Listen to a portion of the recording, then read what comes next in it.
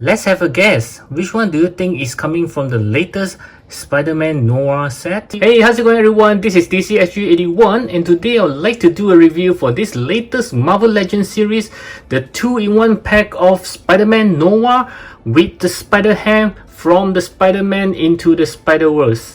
Okay, so this is one of my must-have when I first saw it announced. So because I'm lacking of a Spider-Man Noir to be added into my Spider-Man collections, and wow, he just comes with this very similar Spider-Ham from the Spider-Gwen's pack as well. So we'll take a look into that. And very surprisingly, even though this is a 2-in-1 pack, but it has the same size as this Amazing Fantasy Spider-Man. They're both having the same box size. Yep, so you can imagine that this will come with very few accessories, I believe so. And at the side of the box, you can see this very nice drawing of Spider-Ham with the Spider-Man Noir. And this other side, you can see the figure itself, which looks pretty cool. Wow. And at the back of the box, you can see both of them in a very cool poses. And like I say, he only comes with an additional head plus a gun. There's no interchangeable hands at all, so very limited accessory because of this guy over here. Wow, this is sad. Okay, let's get them out.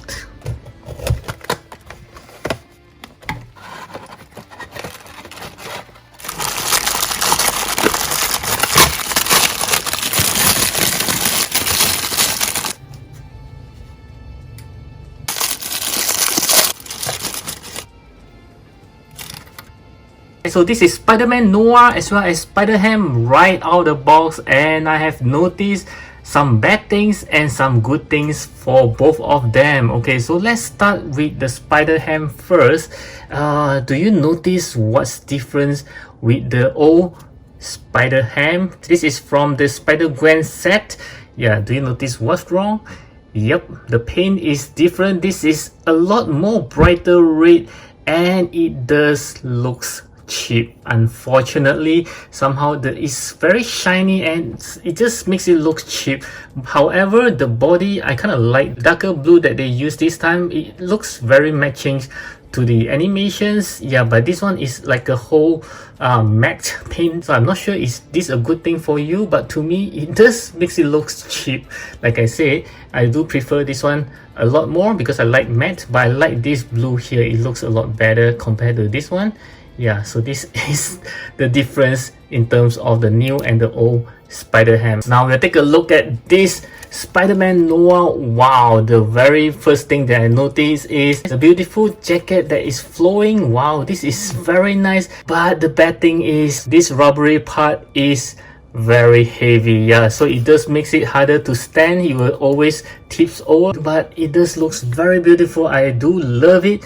I just hope that they manage to find a way to make it lighter. But there's also another good things which I'll share with you guys later. But let's take a look at all the details. Wow, this is amazing. Just look at all the tiny little details on the mask, on his hat, and even on the jacket itself. This is wow, this is really something. Even this portion here has some details of the jacket. Very beautiful indeed. The good things that I mentioned just now is it seems like this piece of jacket is removable. So for those of you who are customizer, you can do your own jacket and put it on him. So this is a removable piece. Yeah, it won't hurt the figure. You can just remove it easily. Yep, you see there's a hole there. You can just maybe pull out the hands or something and just remove the jacket. Yep, but I think I'll have to make him stand with a display stand, otherwise it will be tipping over all the time. Yep. So let's move on with the articulation. I will start with the Spider-Ham. As we know it, he can only turn his head up and down everywhere he wants to, but the hands are not movable. Everything is static except for the heads. And as for this Spider-Man Noir, I believe there will be some restrictions on the head because of the collar here. So let's try to move to the left, to the right. Can even turn his head around. Looking up, not going to happen. Looking down, yes, very nice. As for his hand, let's see how well he can turn 360 degrees. Wow, not too bad. He can put his hand up more than 90 degrees. From the look of it, it doesn't seem like he have any butterfly joints. Arm swivels, double joint elbow. His hand can turn around, up and down. 2 points of articulations. And he can turn on his waist, and you can see that the belt is a separate piece. And let's see how well he can bend on the torso. Yep, not too bad. Bending backwards. Yeah, just slightly. There's a tight shivels, a double joint knee, and his leg can move up and down, side to side. There isn't any toe hinge for this Spider-Man Noir. And let's see how well he can kick forwards. Wow, slightly more than 90 degrees. Kicking backwards, not going to happen. And let's do a split for this guy. Yep, that's all he can do. Yep, so for the articulation, it's pretty good for this Spider-Man Noir. But for this SpiderHam, he's basically just a statue with movable heads. And next, I'll move on to the accessory. And I know you guys have already know what's the accessory that comes with this figure, which is one extra head for the Noir as well as a gun. Okay, there's no accessory for the SpiderHam. Okay, so wow, I would like to see what's the difference between these two, because it looks very similar. Is it just one with the head and one without? Come, let's find out if the head can be taken out. No, unfortunately it does not. So I believe it's the same head, just one with and one without the head. Okay, yeah, quite disappointed because I thought both of them are having a different expressions, but it is not. Yeah, you can't remove this head. It's permanently attached to it, so you just need to lock it on like this. It just looks weird without the head. Yeah, I'm liking the heads a lot more. And you can put on the gun on his right hand, and voila, he does have his gun with him with this headless head. Looking pretty weird there. I almost forgot to try whether this gun can be put into the gun holster here. Yep, so I think it should be able to. Yep, you can put it inside there. So there's a storage for the gun. Naturally, you don't have to store it in your collection box. Yep, this is very cool. Okay, so it's posing time again, and I would like to see the posability of this Spider-Man Noir. This one can just go away. As you guys know me, I always love squatting pose for any Spider-Man. So let's find out if this Spider-Man Noir can do it, because I have seen one very cool poses of him squatting. Yeah, so let's see if he can do the same.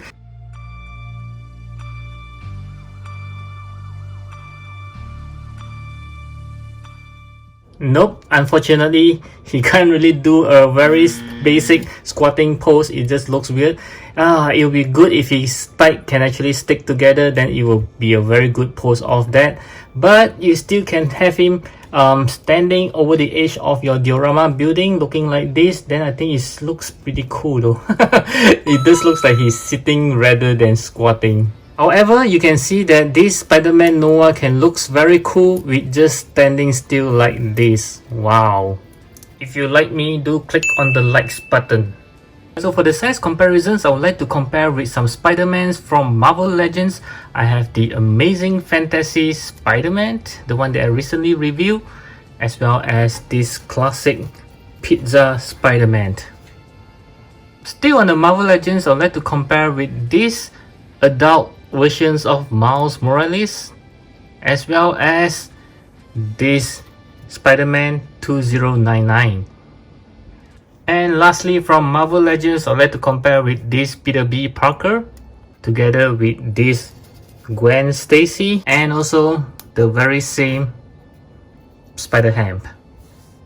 And next, I would like to move on to some SH Figuarts. I have this, the integrated suit Spider-Man, as well as this black and gold Spider-Man. And still on the SH Figuarts, I'd like to compare with this Spider-Man with the anti-ox suit with this PlayStation 4 Spider-Man. And next, I'll move on to some Mayfax. I have this Peter B. Parker from Mayfax, yep, as well as this Miles Morales. And still on Mayfax, I'll compare with this Gwen Stacy. Wow, she looks very small as compared to him. And also SpiderHam. And lastly, let's compare with some Sentinel toys. I have the Peter B. Parker.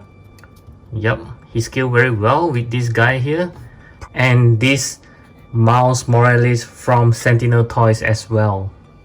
Now let's talk about the price for these two guys here. They actually cost the same as this Fantasy Spider-Man. Yup, so you're buying two for the price of one, and unfortunately they don't come with much accessory. So basically all the accessory are this guy. Yeah, he's taking all the accessory costs into making him, actually not really making him, because we already have one that is from the Spider-Gwen. So they basically just repaint him and taking out all the accessory for this Spider-Man Noir. But yeah, I do think that it's worthwhile to pay for this beautiful piece.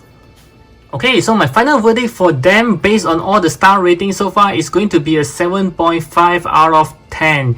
Yes, basically he is a beautiful figure. I'm talking about the Noir.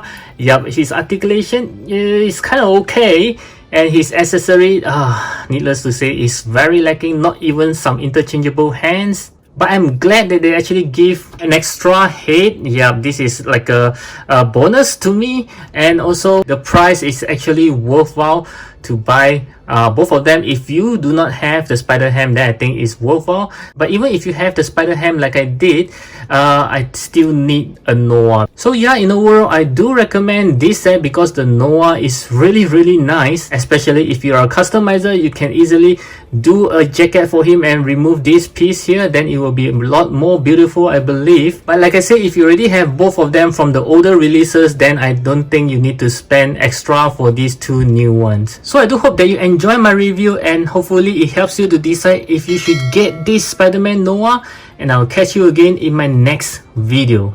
I hope you will watch this video right over here.